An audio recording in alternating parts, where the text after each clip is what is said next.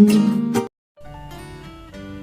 सभी भारतवासियों और मेरे भाई बहनों को मेरा प्रणाम। Welcome to my YouTube channel Anjali's recipe and blog में आपका बहुत बहुत स्वागत है।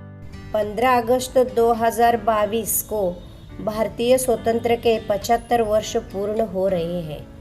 स्वातंत्र्य के इसी अमृत महोत्सव के निमित्त पर हर घर तिरंगा ये उपक्रम शासन की तरफ से लागू हुआ है।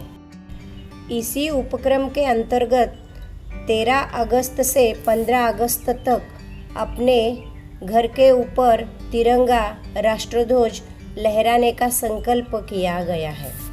इसी तरह यह तिरंगा राष्ट्रध्वज लहराते समय राष्ट्रध्वज का अपमान ना हो भी हमें ख्याल हम भारतवासियों को रखना है।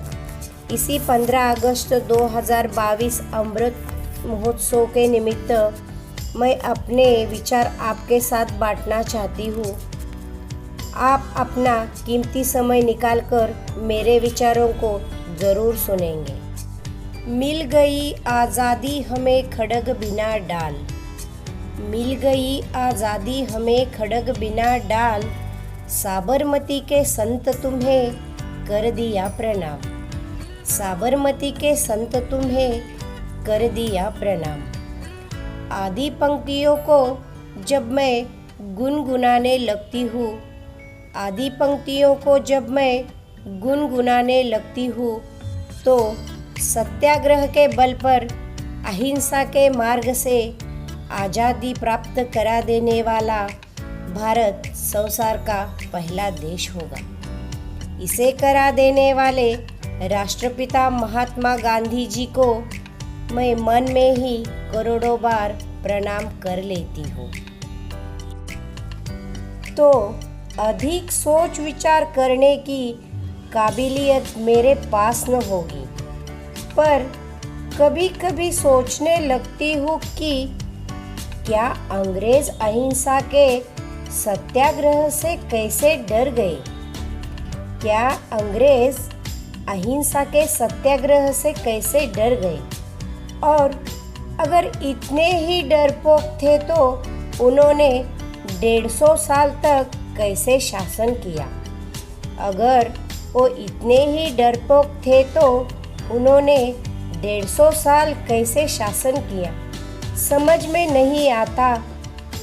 इसके पीछे भी ज़रूर कोई रहस्य होगा, इसके पीछे भी ज़रूर कोई रहस्य होगा। 9 अगस्त क्रांति दिन हमने परसों मनाया है, 9 अगस्त क्रांति दिन हमने परसों मनाया है।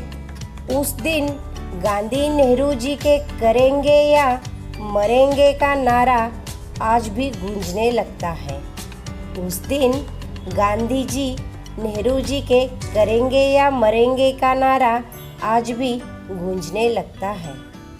यह मरने मारने की क्या बात है, यह मरने मारने की क्या बात है। आज़ादी का रण संग्राम जब 1942 में इस तरह छेड़ा गया तो मरने की बलिदान की बातें चली। आज़ादी का रण संग्राम जब 1942 में इस तरह छेड़ा गया तो मरने की बलिदान की बातें चली। बिना बलिदान बिना खून बहाए आज़ादी का इतिहास नहीं लिखा जाता, बिना बलिदान बिना खून बहाए आज़ादी का इतिहास नहीं लिखा जाता। आज़ादी का सौदा धन से नहीं किया जाता, आज़ादी का सौदा धन से नहीं किया जाता। वह सिर कटाने का सौदा होता है, वह सिर कटाने का सौदा होता है। जहाँ इस तरह शीशों की गुफी जयमाला आज़ादी के देवताओं को पहनाई जाती है, जहाँ इस तरह शीशों की गुफी जयमाला आज़ादी के देवताओं को पहनाई जाती है तो वह प्रसन्न होते हैं, तो वह प्रसन्न होते हैं। उस आज़ादी की कीमत बहुमूल्य होती है। उस आज़ादी की कीमत बहुमूल्य होती है। मैं आपसे यह भी कहना चाहूँगी कि हमें आज़ादी के बलिदानों के नींद पर मिली है। हमें आज़ादी बलिदानों के नींद पर मिली है। बीज जब अपने आप को जमीन गाड़ लेता है, बीज जब अपने आप को जमीन में गाड़ लेता है, तब ही उसका महान वृक्ष बन जाता है। तब ही उसका महान वृक्ष बन जाता है। इसी तरह आज़ादी के बलिदानों की ज़रूरत होती है। कहा जाता है कि आज़ाद होना सरल है, पर आज़ाद रहना कठिन। कहा जाता है कि आज़ाद होना सरल है, पर आज़ाद रहना कठिन।